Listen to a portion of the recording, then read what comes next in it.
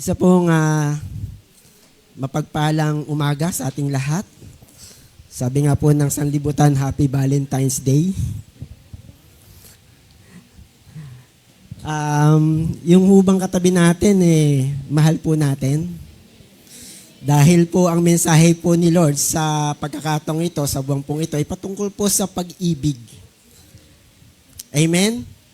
The greatest love of all. Medyo pamilyar, mamaya tingnan po natin kung ano po ba ang ibig sabihin ng tema po natin sa umaga pong ito.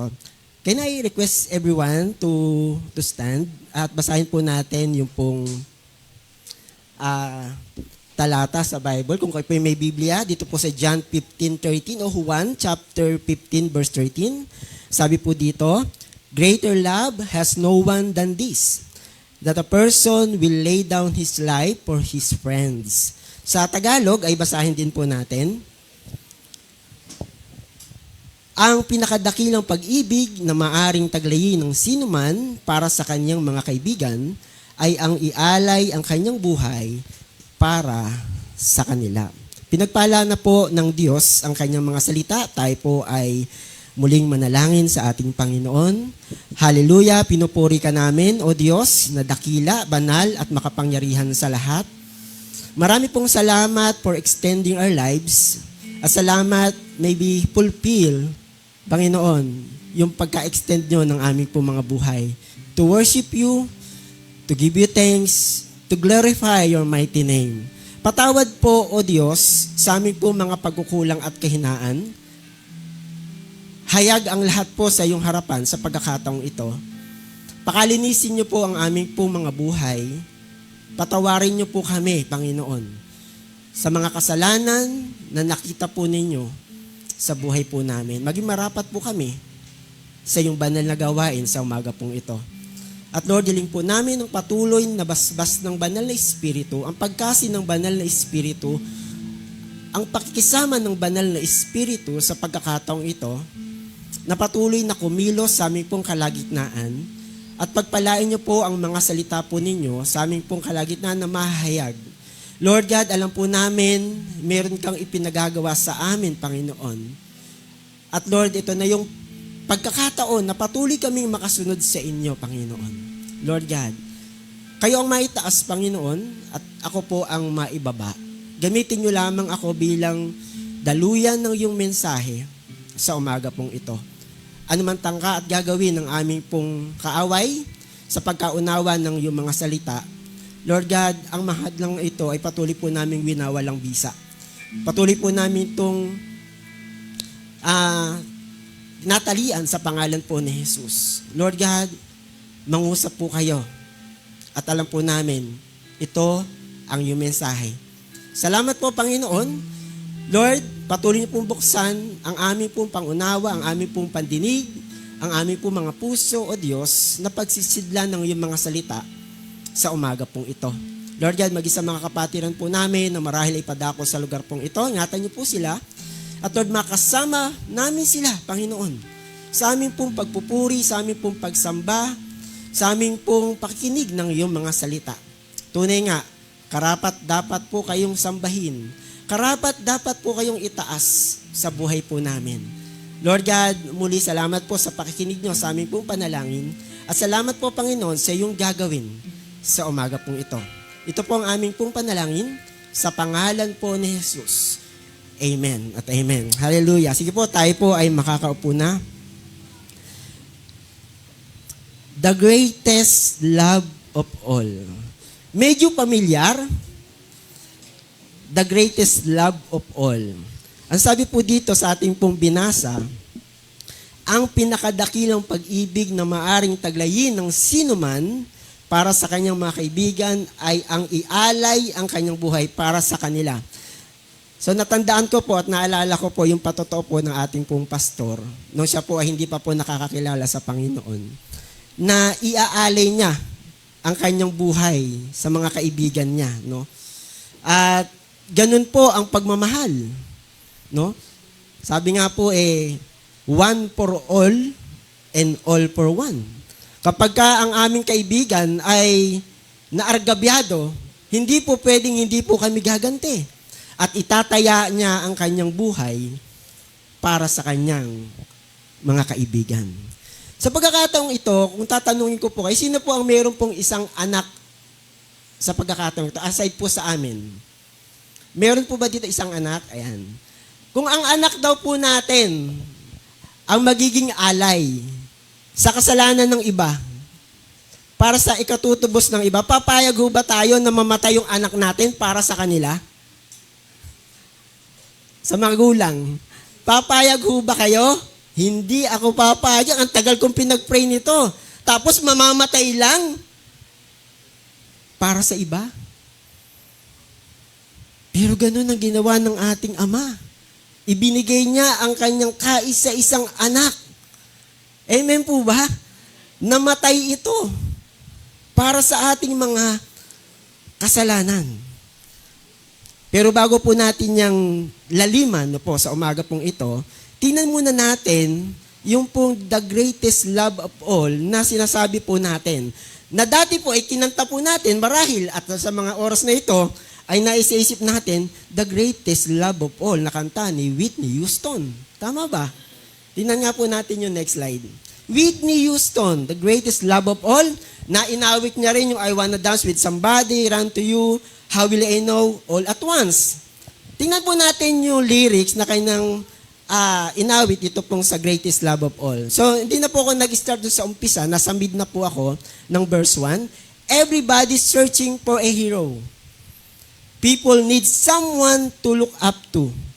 I never found anyone who fulfilled my needs. Alam niyo itong kanta na to? Kinakanta ho natin to, no? Dati. Hindi ko alam kung hanggang ngayon, kinakanta pa rin natin. Ang sabi dyan, a lonely place to be and so I learn to depend on me. No, sa pre-chorus, I decided long ago, ayokong kantahin eh. I decided long ago never to walk in anyone's shadows. If I fail, if I succeed, at least I live. No matter what they take from me, they can take away my dignity. Ito pa yung sa chorus. Because the greatest love of all is happening to me. Sabi niya Dan, ha? I found the greatest love of all inside of me. The greatest love of all is easy to achieve. Learning to love yourself, it is the greatest love of all. May love naman. Pero, sa unang bahagi ng kanyang lyrics, I never found anyone who fulfilled my needs. Wala eh. Kaya kailangan niya ng hero eh. Searching for a hero. Sabi po ng lyrics. Kung nakilala niya lang si Lord, hindi na siya magsa-search. Tama ba? Dahil si Lord na yung hero natin eh. Si Lord na yung lahat sa buhay natin eh. Inaawit yan, no po? Before. Pero ngayon, siguro, hindi ko alam kung inaawit pa rin natin to, pero ano ba ang kahulugan yan? No? Learning to love, sabi niya, learning to love yourself, it is the greatest love of all. Parang I found it, selfish. Selfish siya. Yung tono, no, nung kanyang, ng mensahe. Okay, sabi ba, no matter what they take from me, they can't take away my dignity. Ayan. So, kung ating pong aaralin tong kanta na to, may kulang. I never found anyone who fulfilled my needs. Di ba? Salamat sa Panginoon na tayo po, natagpuan po natin si Lord sa buhay po natin, who will fulfill our needs. Si Lord. Hindi ho natin ito matatagpuan sa sanlibutang ito. Kahapon po, they celebrated. Sino ho ang nag-celebrate ng Valentine's Day kahapon? Sino ho nabigyan ng chocolates, roses, flowers? Naka-experience ng date kahapon? Kasi Valentine's Day daw eh. Pero I believe, if God is with us, every day is love day. Parang kukunti nag-amen ah. Kasi ang celebration ng love, hindi ito occasionally. Tama ba? It's everyday experience po natin. Tapos na next year na naman, February 14 na naman, ang celebration ng Love Day. Belated, happy birthday sa may birthday po kahapon. February 14, kung naalala nyo po, membro po natin, kung kilala nyo. Munti ko na makalimutan. Late na po ako nakabate, si Brother Pijong. Happy birthday, Brother Pijong. February 14 po ang kanyang birthday. Kaya po punong-puno ng pagmamahal at pag-ibig. Tito Rex, happy birthday po sa inyo. Nawa ang pag-ibig, nag-uumapaw na pag-ibig ng ating Panginoon ay patuloy po niyong maranasan at patuloy na maranasan ng bawat isa. Amen? So kung titignan po natin, we are celebrating Valentine's Day. Si Lord hindi naman occasionally. Tama ba? Hindi siya once a year, but we experience God's love every day. Every day, we are experiencing God's love. At hindi po ito yung sineselebrate na next year ulit. Na ikaw ay magbibigay na naman ng bulaklak. We can do it every day. Magbigay tayo ng bulaklak at chocolates. Di ko lang alam kung hindi may diabetes. Di ba? Yung pagmamahal na patuloy nating maibibigay sa ating pong hindi lang loved ones, loved twice, at kapamilya po natin.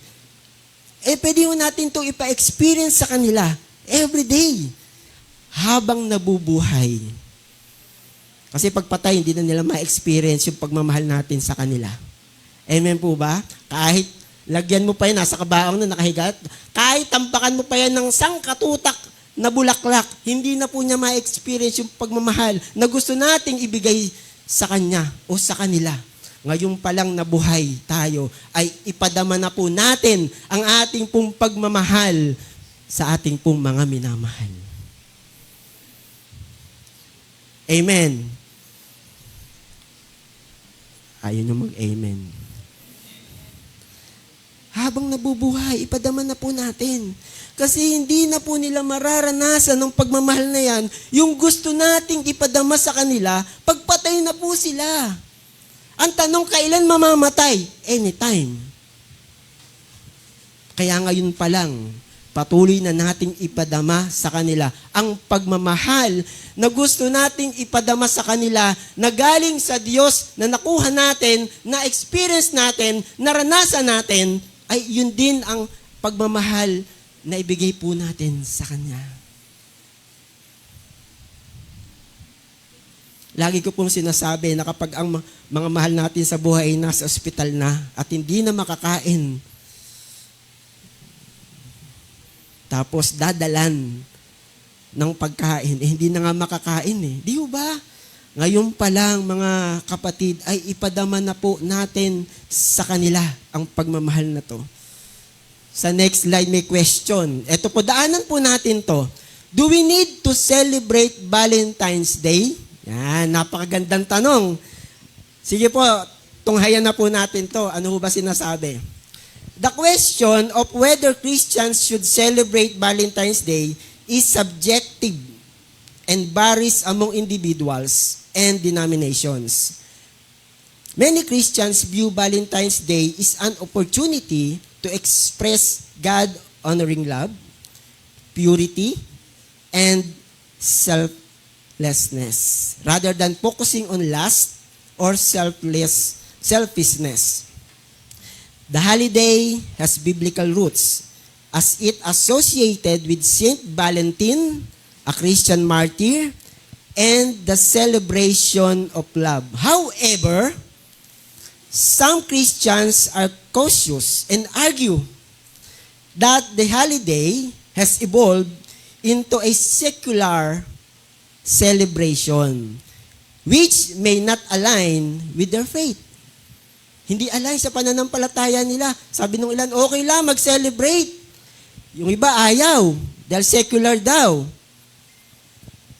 Hindi naayon sa kanyang pananampalataya.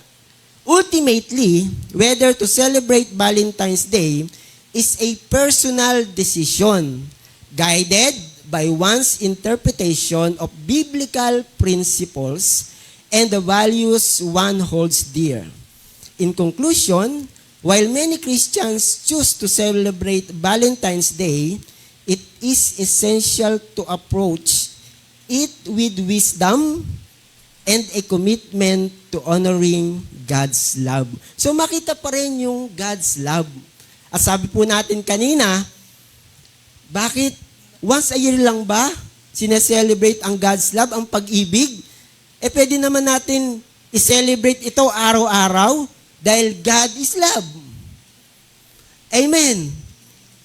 Dahil God is with us at nasa buhay po natin ang ating pong Panginoon, pwede po tayo mag-celebrate ng pag-ibig araw-araw. Tama po ba? God is with us sino bang source ng love? Si Lord. Ang nawa, ang sinelebrate nila ay talagang si Lord, yung God's love kahapon. Kasi pwedeng sinabi po dyan, rather than focusing on lust or selfishness.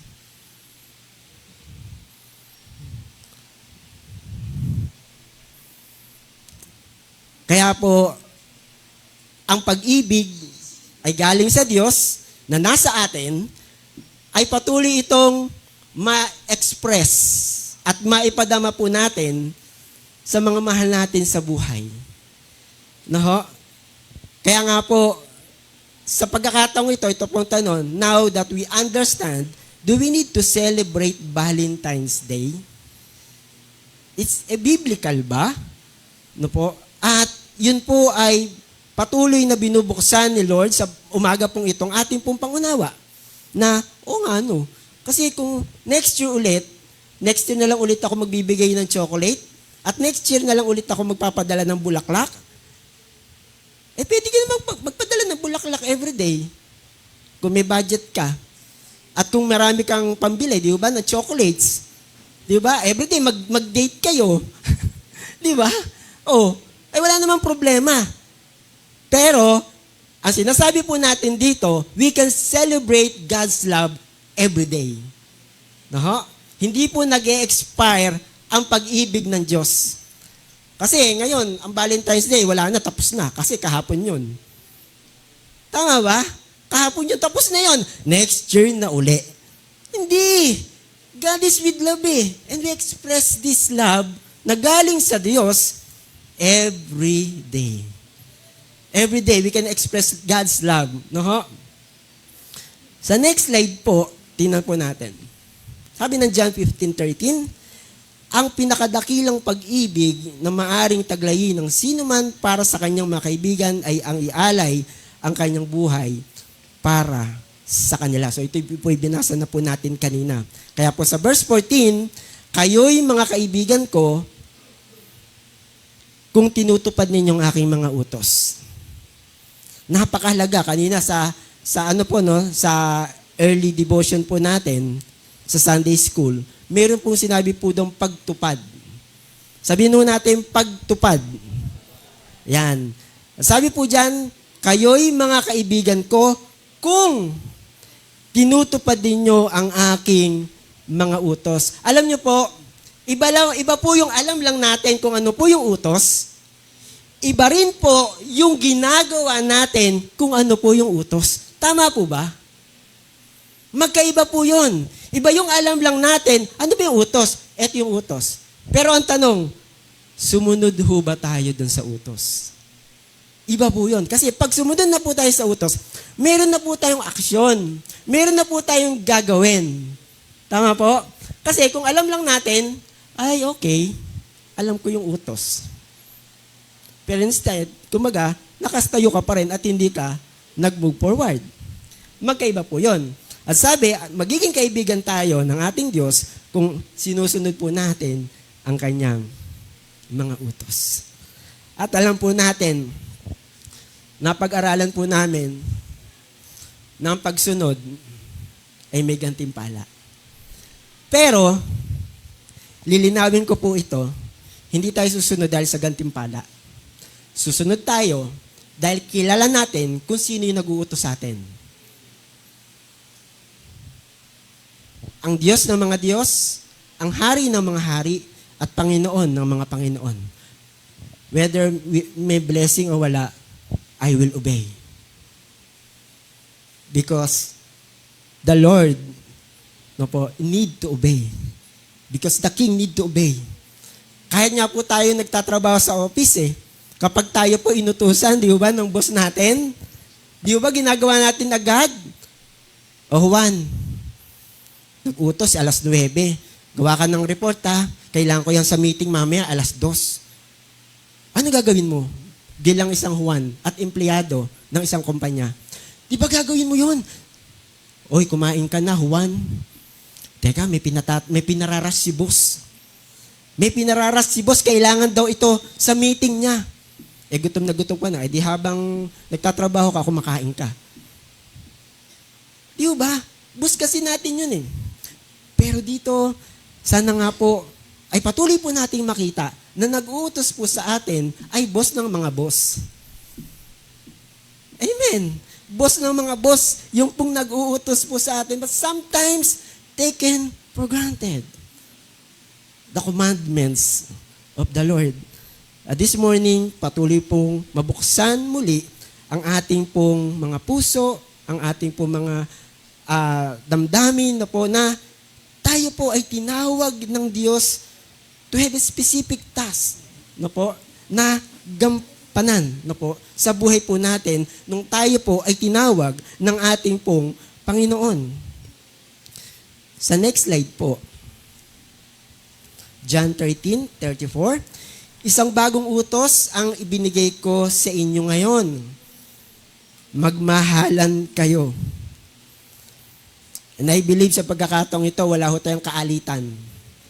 Wala ho tayong kagalit. Wala ho tayong kaaway.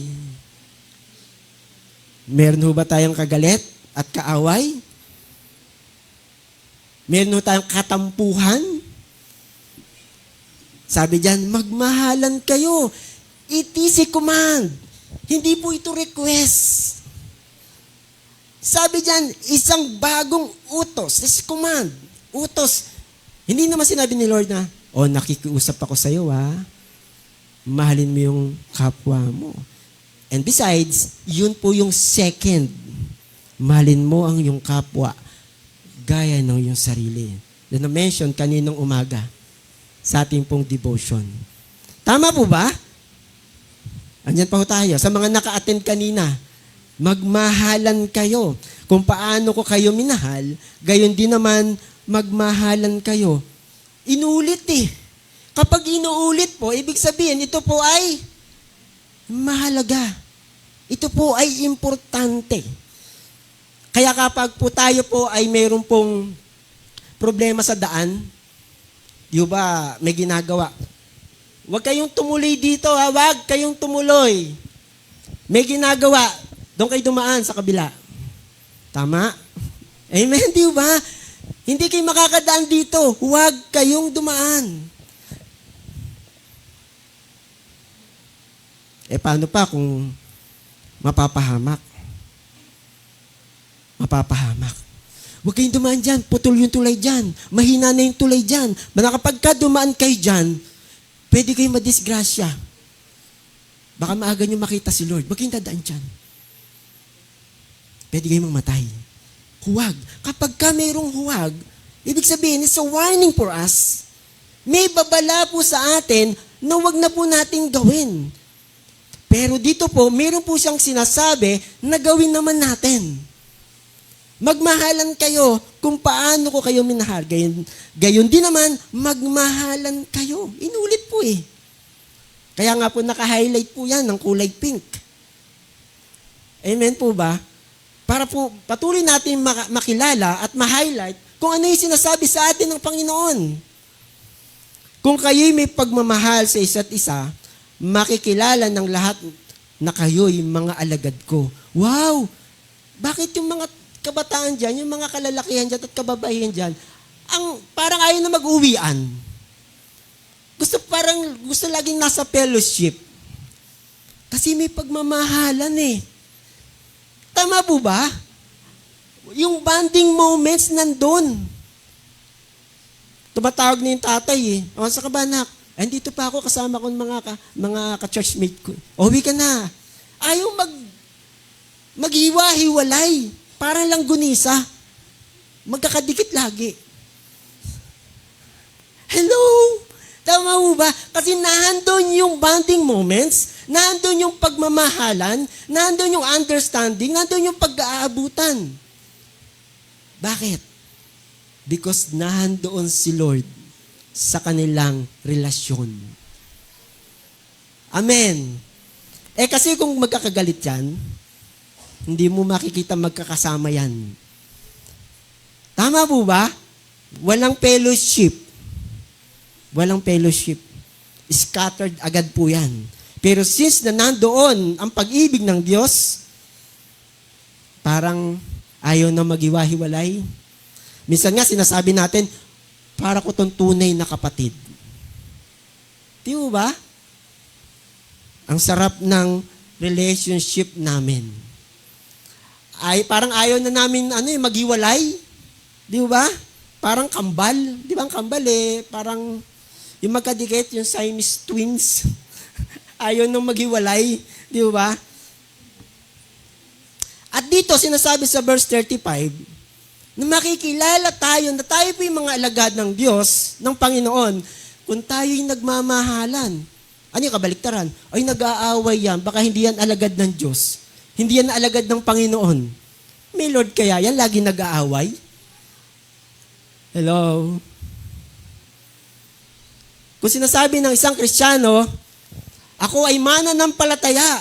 May Kristo ako sa buhay. That means, God is with him. At ang pag-ibig na ito, dapat na makita sa kanyang buhay.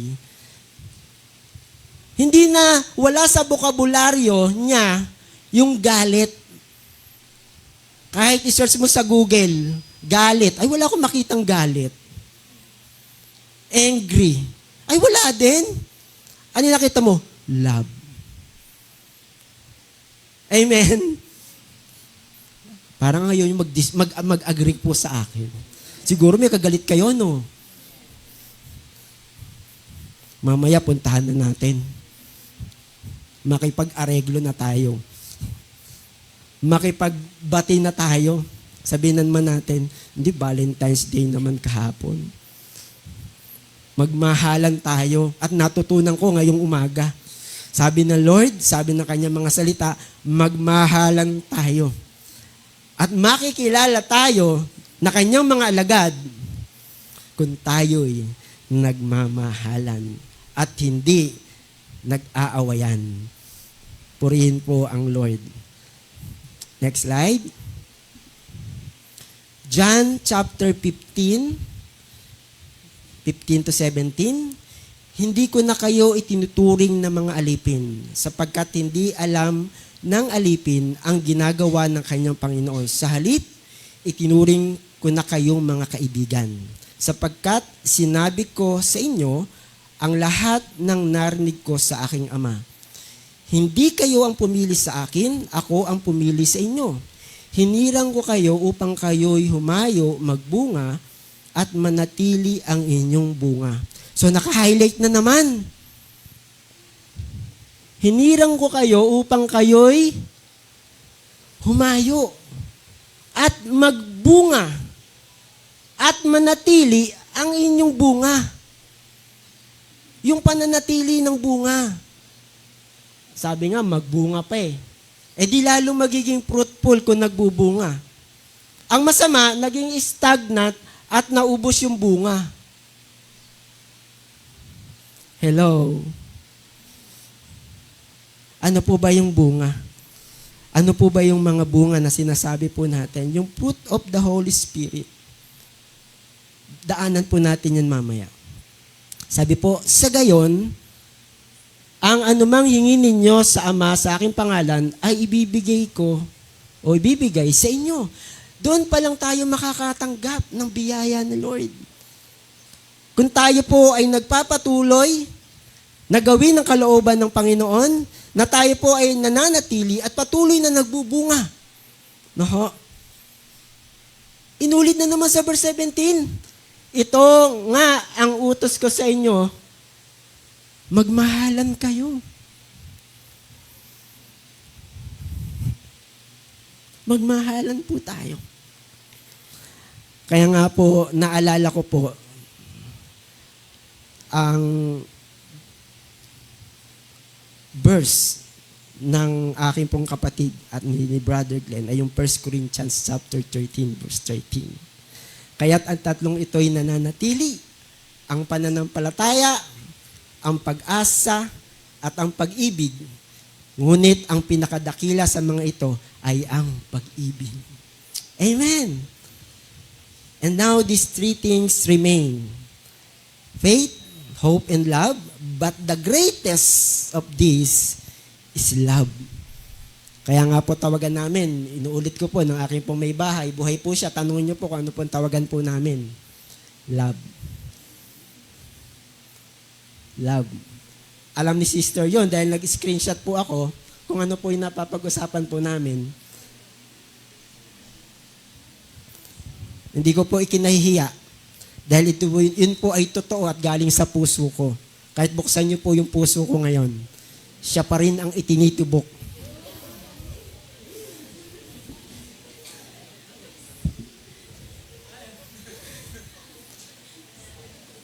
Alam niyo po, maraming mga nag-aasawa na, lagi nga po ito na sinesermon ni Pastor Sa mga lumipas ang ilang linggo, di ba may pag-aasawa, nawawala na yung A, kaya lang pinapakisamahan dahil sawa na.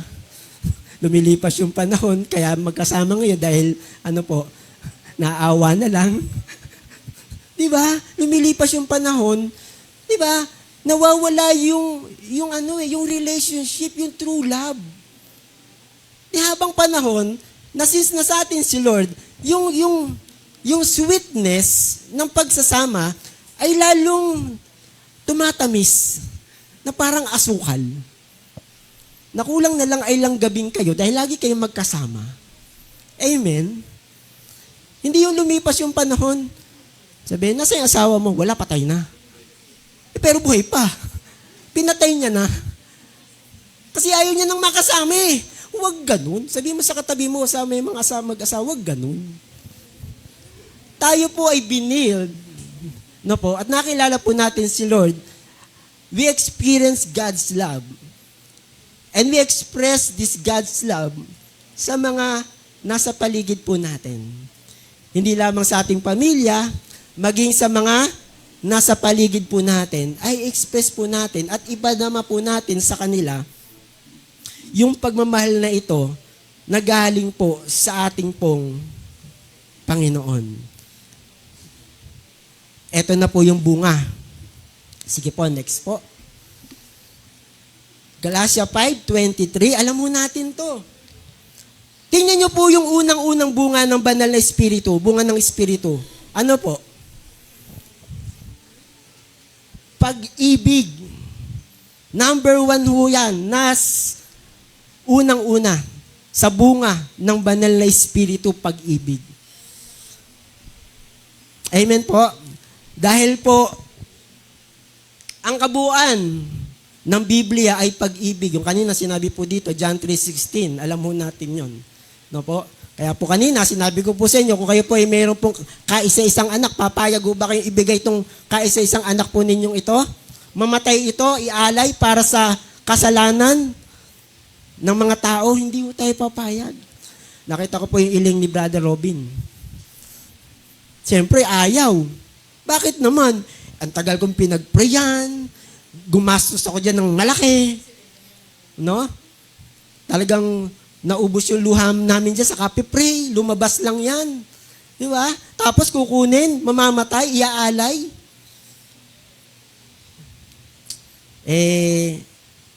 Iba ho ang nagawa ng Diyos sa atin. I-demonstrate na po sa atin kung paano niya po tayo minahal at inibig. Hindi lang sa salita, maging sa gawa. Amen po. Kagalakan, tayo po ba'y patuloy na nagagalak sa pagsunod po natin sa Panginoon? Sa paggawa po natin ng mga bagay na pinagagawa niya po sa atin, nandun pa rin po ba yung kagalakan po natin? No? Kapayapaan, yung peace na nanggagaling po sa Panginoon. Hindi po ng peace ng sanlibutang ito. Pagtitiis, yes. Oo, matagal ko nang pinagtitiisan yung asawa ko.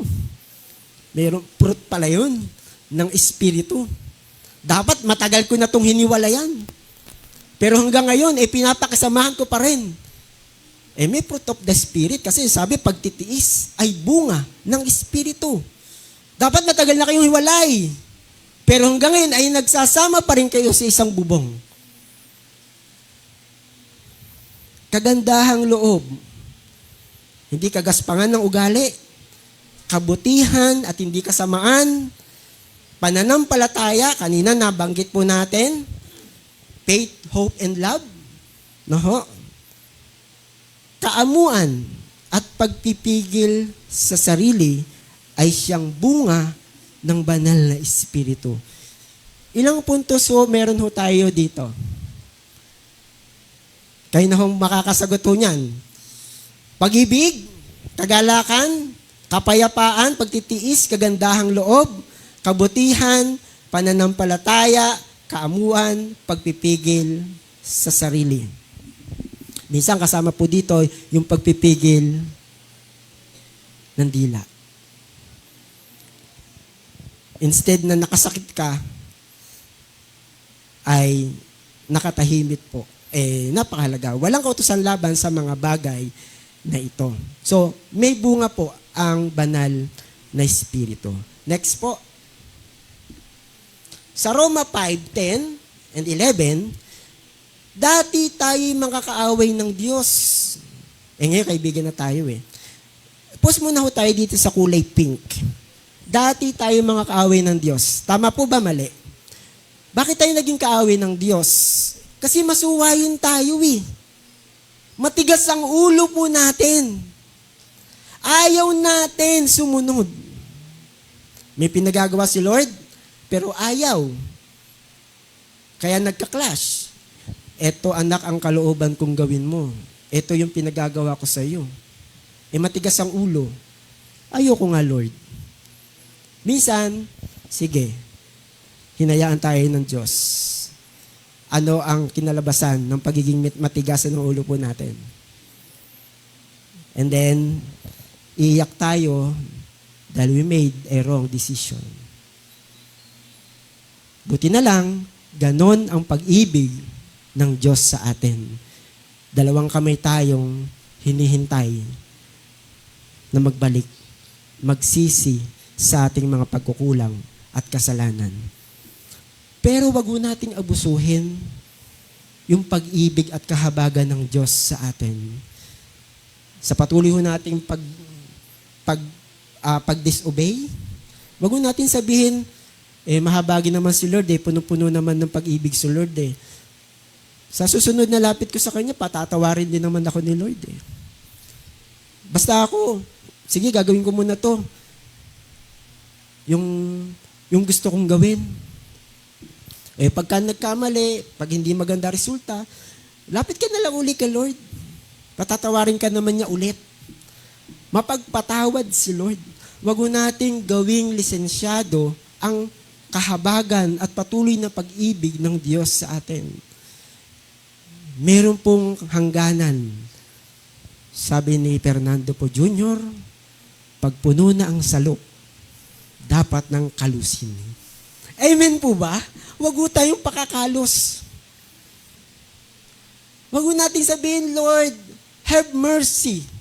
Oo, anak, punong-puno na yung mercy ko sa iyo Punong-puno na nga yung habag ko sa iyo pero paulit-ulit kang gumagawa ng kasalanan at pagkakamali sa aking harapan. Dapat ka nang kalusin. Wag. Hindi po yun ang kalooban ng Diyos.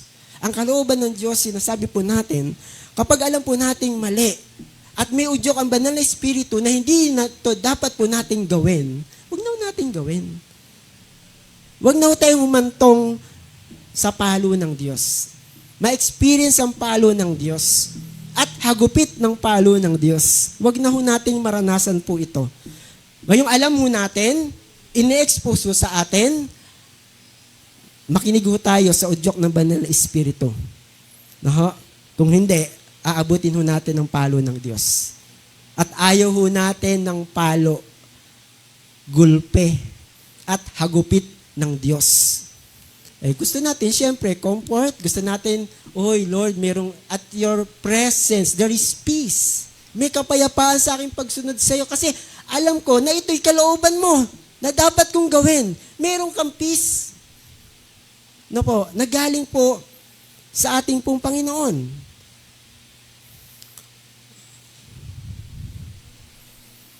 Kaya lang, kapag tayo po ay sumuway sa ating pong Diyos, alam mo natin kung ano pong ating pong kakahantungan. Dahil sa ating pagsuway, tayo po ay naging kaaway ng Panginoon. Pero sabi mo sa katabi mo, dati yun.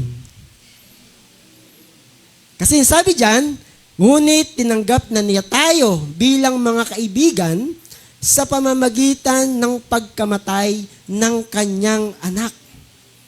At dahil dito, tiyak na maliligtas tayo sapagkat si Kristo ay buhay. Wow! May katiyakan pala ang kaligtasan. Kaya yung pong nag-aagam-agam dyan, ako ba'y ligtas?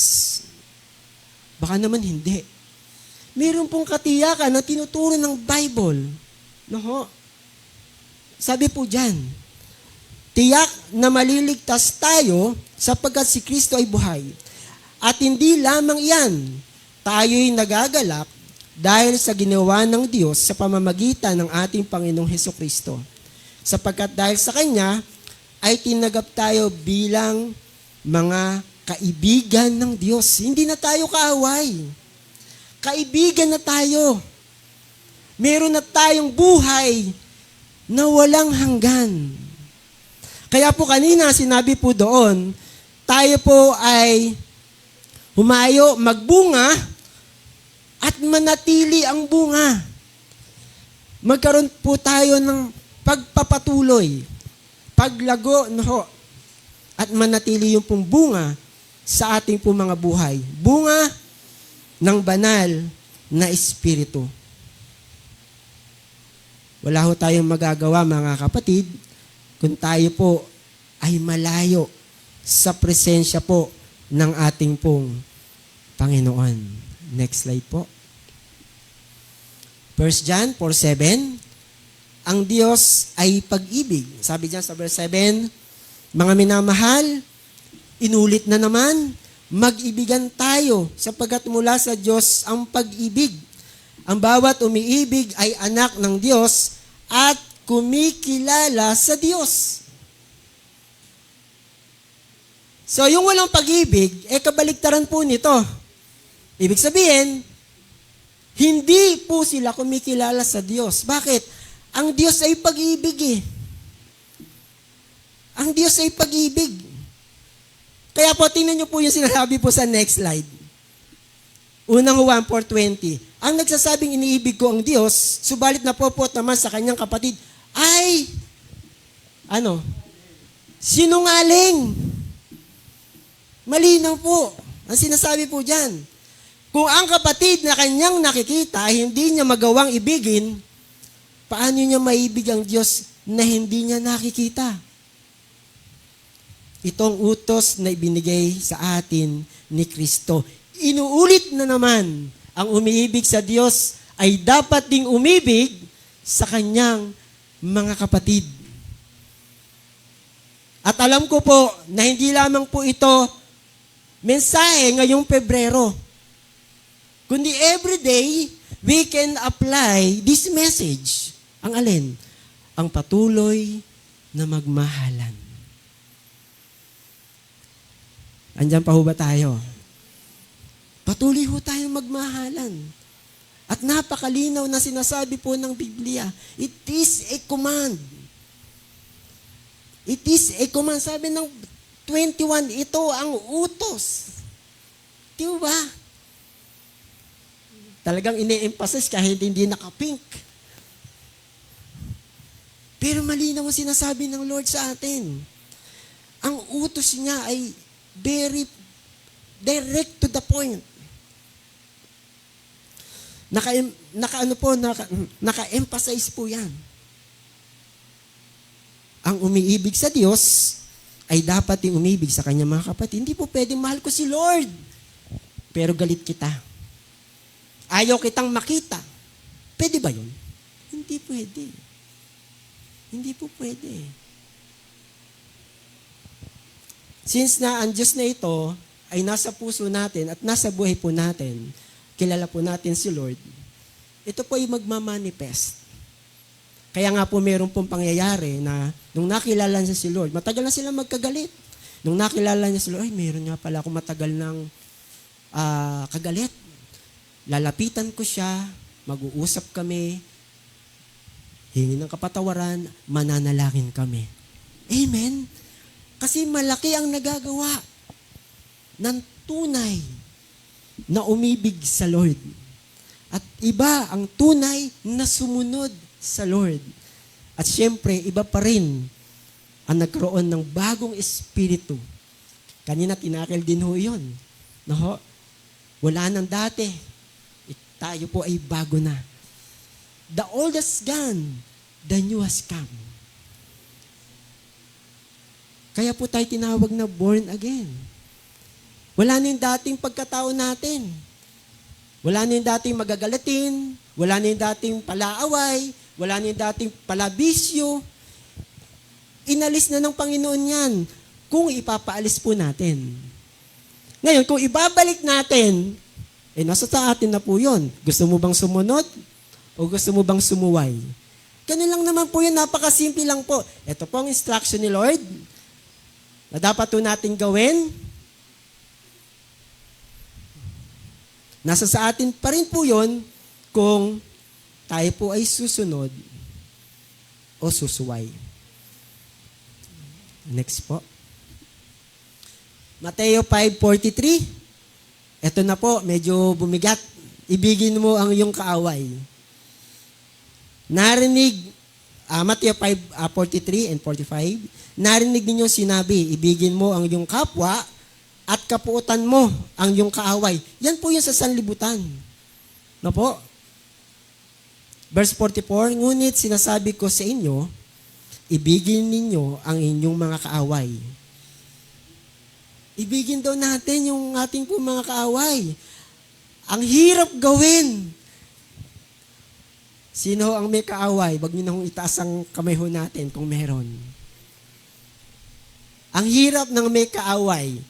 Kung meron, ang udyok ng Banal na Espiritu, sa araw na to, kung meron man, puntahan natin, makipagkasundo po tayo, magkapatawaran kung meron man, manalangin at patuloy na sumunod sa ating pong Panginoon. Or else, we disobey. Ganun lang po kasimple. Next po, pagpalain ninyo ang mga napopuot sa inyo. Wow! Pagpalain ang mga napopuot sa inyo. I-bless pa raw natin, hindi i-curse. Ano po? Gawa ninyo ng mabuti ang mga nagagalit sa inyo. Wow! Kabaligtaran ang ipinagagawa sa atin ng Lord. Pero kapag sa sanlibutan, binato ka, balikan natin? Rest ba ka natin? Ano gusto mo? Hello? Ganyan ang katwiran ng sanlibutan. Pero iba ang prinsipyo ng Diyos. Iba ang sinasabi ng Diyos. Mga kapatid ko po sa Panginoon. Nakakabaligtaran. Kaya minsan, ang hirap pala. Mahirap. Mahirap talaga. Kung hindi tayo susunod.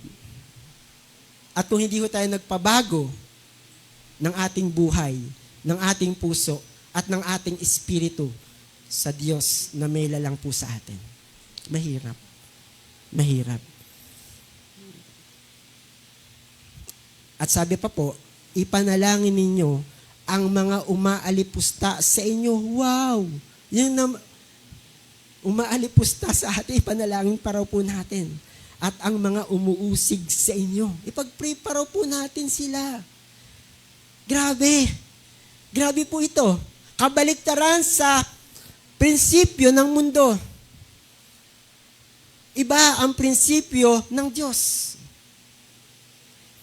Ito ay upang kayo ay magiging mga anak ng inyong Ama na nasa langit sapagkat pinasisikat niya ang kanyang araw sa mga masama at sa mga mabuti at binibigyan niya ng ulan ang mga matuwid at ang mga hindi matuwid. Andiyan pa ho ba tayo? Mahirap po ba yung pinagagawa ni Lord? Walang makasagot. Walang makasagot. Pero ang katotohanan, ito po ay ipinag-uutos sa atin ng ating Panginoon. Kaya nga nakakalungkot, may mga leaders na kapag ka bumibiyahe, meron nasa unahan. Ano tawag doon? May mga suporta na nasa unahan. Baka daw matrisyon. Bakit? Baka may kaaway? Baka mayroong kaalitan? Bodyguard? May mga bodyguard sa harap at mayroong bodyguard sa likod. Yung pala wala doon. Sa karsada, lumilipad pala sa helicopter. Alam niyo po, napakahalaga ng salita po ng Panginoon. At napakahalaga ang pagsunod sa salita po ng Panginoon. Kasi po magiging walang kabuluhan ang salita ng Panginoon kung hindi ho natin susundin. Napakahalaga. At napakahalaga ng pagsunod ng ating po mga puso. Next slide po. Roma 12:9 and 10, maging tunay ang inyong pagmamahalan. Kasuklaman ninyo ang masama at pakaibigin ang mabuti. Magmahalan kayo bilang magkakapatid at pahalagahan ninyo ang iba ng higit sa pagpapahalaga nila sa inyo. Next po. Unang Pedro 4:8, higit sa lahat, magmahalan kayo ng tapat sapagkat ang pagmamahal ay pumapawi ng maraming kasalanan. Bakit po ito sinabi? Pwedeng fake. Pwedeng fake love. Pwedeng fake ang pagmamahal. Bakit po? Ngayon, okay. Pero pag talikod, sasaksakin ka na pala. Hello? Kaya po, sabi po dito, maging tunay ang inyong pagmamahalan sa verse 9. Sa verse 8, magmahalan kayo ng tapat. Kasi bakit pa nauso urukan? Buti pa Tupperware. Medyo matibay. Pero iba yung tibay na nanggagaling sa Panginoon. Amen po ba? Kaya patuloy po nating nasain na maranasan po natin yung pag-ibig na nanggagaling po sa Panginoon at hindi pag-ibig na nanggagaling po sa sanlibutan. Dahil po pwedeng fake. Kasi maraming fake ngayon eh. Fake na damit. Fake na sapatos. Fake everything. Pero pala meron ding fake na tao. Salamat sa Panginoon. Ito po ay patuloy na nahayag po sa ating pong kalagitnaan. Ito po ay isang paalala sa atin, ang pag-ibig ay patuloy na maging genuine. Maging totoo ang ating pong pag-ibig. No po? At panghuli, Efeso 5:1-2, Dahil kayo yung mga anak na minamahal ng Diyos, tularan ninyo siya. Mamuhay kayong puno ng pag-ibig tulad ni Kristo. Dahil sa kanyang pag-ibig sa atin, inialay niya ang kanyang buhay bilang mabangong alay at handog sa Diyos. Nawa ang mensahe po ng Panginoon sa umaga pong ito ay patuloy na nag-encourage po sa atin na patuloy po nating mahalin ang ating pong kapwa. Ano man ang sitwasyon, ano man ang kalagayan, ano man ang marahil ang ginawa niya sa atin, ibigin pa rin po natin siya. Gaya ng pag-ibig ng Panginoon sa atin, na tayo'y makasalanan, inibig niya pa rin tayo. Ano man ang ating pong status sa buhay, mayaman man ho tayo, mahirap man tayo, nandun man ho tayo sa gitna. Ano man ang kalagayan po natin, si Lord ay namatay para sa atin. Amen?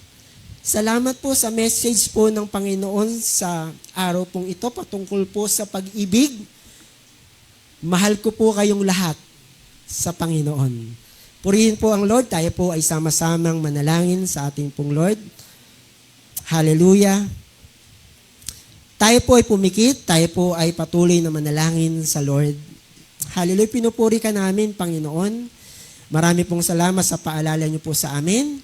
Marami pong salamat sa iyong mga salita na buhay at makapangyarihan sa lahat. Tunay, O Diyos, salamat sa iyong mga salita. At salamat, Panginoon, bagamat minsan mahirap gawin ang ibigin ng aming pong kapwa, dahil minsan nakakasakit po sila, mayroong minsan alitan. Subalit, Lord, ito po yung command niyo po sa amin, Panginoon. Isang utos, ang kami po'y magmahalan, mag-ibigan ng tapat, O Diyos. Marami pong salamat sa iyong mensahe. Marami pong salamat sa iyong paalala sa amin sa umaga pong ito. At Lord, pangunahan niyo po kami sa tulong ng banal na Espiritu. Na anuman ang aming pong natutunan, anuman ang aming pong nabasa, anuman ang udyok ng banal na Espiritu, ay patuloy po naming magawa ayon po sa iyong biyaya, ayon po sa iyong kahabagan. Lord, patuloy po kami maging asin at ilaw ng sanlibutang ito. Sa iyong papuri, sa iyo ang kalawatian, sa iyo ang pasasalamat, sa iyo ang karangalan. Sa pangalan po ni Jesus. Hallelujah. Kaibigan, sa pagkakataong ito, kung hindi mo pa na-experience ang pag-ibig ng ating Panginoon, ang kaligtasan na nagmumula po sa ating Panginoon, ini-invite kita sa napakaiksing panalangin ito. Sabihin mo, ang panalangin ito na taos sa iyong puso. Panginoong Jesus, sa mga oras na ito, inaamin ko na ako ay nagkulang at nagkasala. Hindi ko kayang baguhin ang aking buhay. Kayo lamang ang may karapatan at may kakayahan na bumago sa aking buhay. Sa aking isipan, sa aking puso, maging sa aking espiritu. Sa pagkakataong ito, inaamin ko, wala akong magagawa kung malayo at hiwalay ako sa iyo. At sa pagkakataong ito, tinatanggap kita bilang Panginoon ko at sarili kong tagapagligtas. Maghari ka sa aking buhay, ikaw na ang mag-drive ng aking buhay. Isulat niyo po ang aking pangalan sa aklat ng buhay. Salamat, Lord, sa pagpapatawad. Salamat sa kaligtasan. At marami pong salamat sa gagawin mo po sa aking buhay. Mula ngayon, onwards, purihin ka. Hallelujah. Panginoon, sino man ang iyong anak na ito na tumanggap sa iyo bilang Panginoon niya, sarili niyang tagapagligtas, I pray, patuloy kang mangusap sa kanyang buhay. Patuloy kang manguna sa kanyang buhay, sa kanyang desisyon. Lord God, pangunahan niyo po siya. Baguhin niyo po siya. Lumago po siya, Panginoon, sa pagkakilala at pagkaunawa niya po, O Diyos, sa iyong mga salita. Makilala ka kung sino ka, Panginoon, sa kanilang mga buhay. Maraming pong salamat. Kayo ang katugunan, kayo ang kasapatan, kayo ang kailangan po namin. Maraming pong salamat. Patuloy niyo pong basbasan pa ang natitirang oras ng gawain ito. Sa iyong papuri, sa pangalan po ni Jesus. Amen at amen.